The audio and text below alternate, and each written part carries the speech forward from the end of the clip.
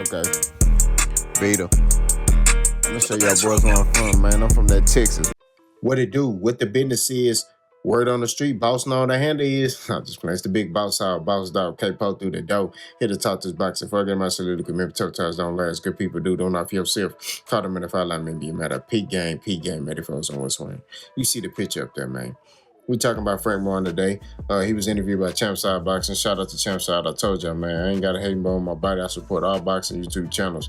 We may not always agree on everything, and I'm just talking about any boxing YouTube channel. But at the end of the day, you're gonna get my support, and that's just what that is. But Frank Warren was interviewed on there. He talked about he ready to fight. He like, look, man, I'm ready to go. He talking hungry. He talking like he fiending for a fight. You know what I'm saying? And I really respect that. I really always respected how Frank Martin always put in work. He was a guy that lived in the gym.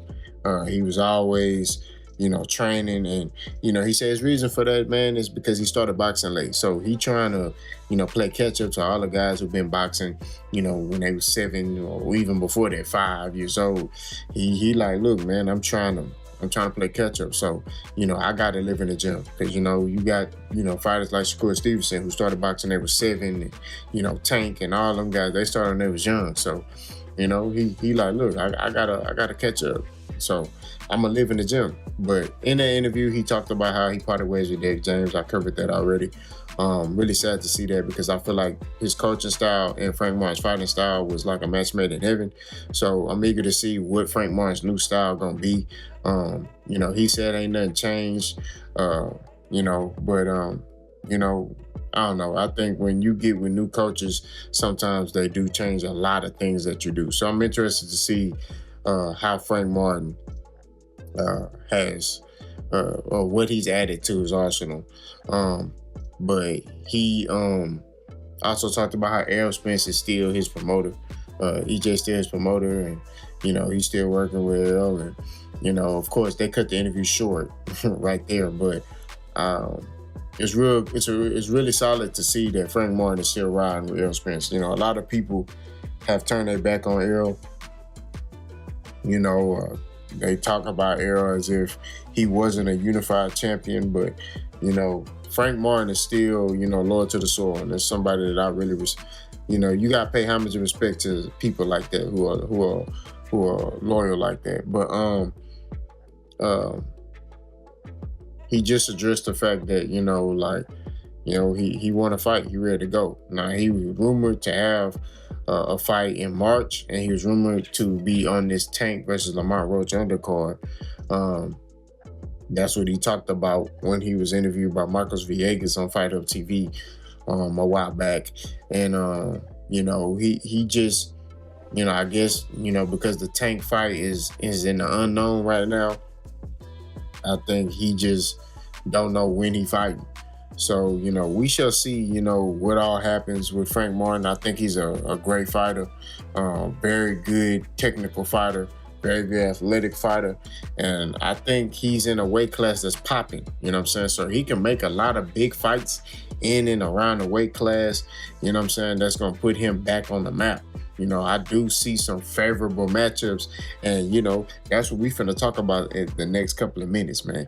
At 40, I could see a couple of fights for Frank Martin to where that can kind of bring him back on the map and get him back into that top contention.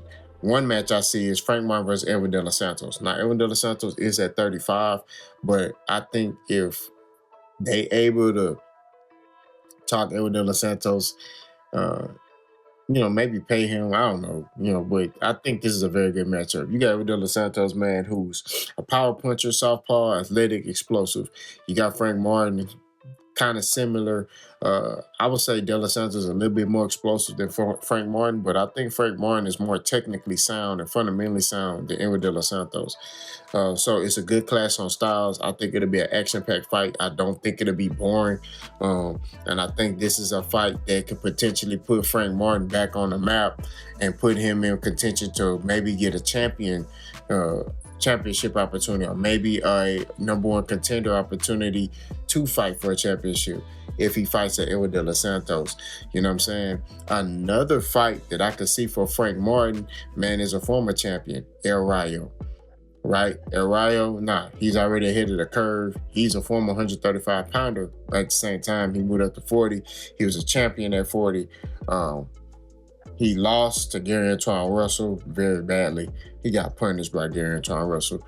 But I feel like that's a fight that, another good clash on styles.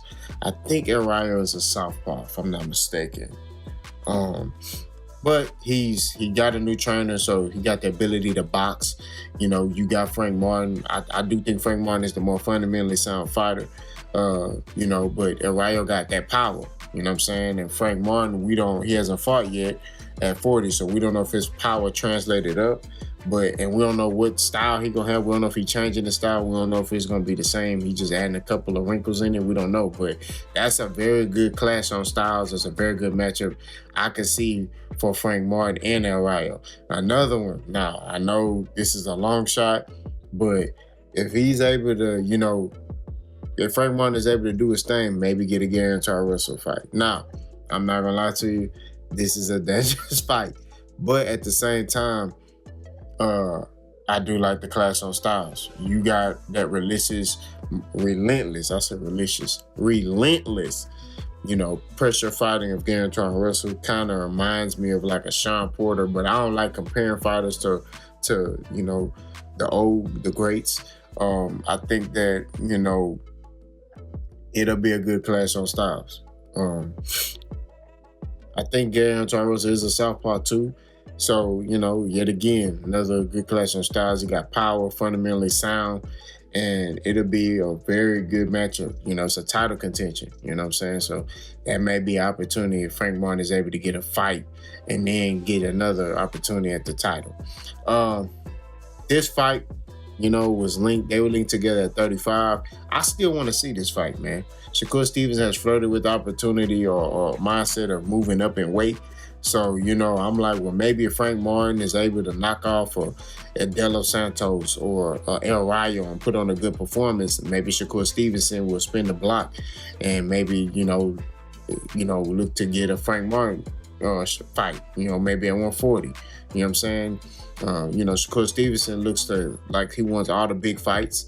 And at one point, a lot of people were interested in this fight. I wouldn't mind seeing it. I'm not going to lie to you. I think that, it'll be good for the sport of boxing. Good clash on styles. Interesting to see how Shakur Stevenson going to deal with Frank Martin and how Frank Martin going to deal with Shakur. You know what I mean? So I would love to see this fight. These are the list of fights that I think Frank will be good for Frank Martin. But y'all let me know what y'all think. Boss Gun.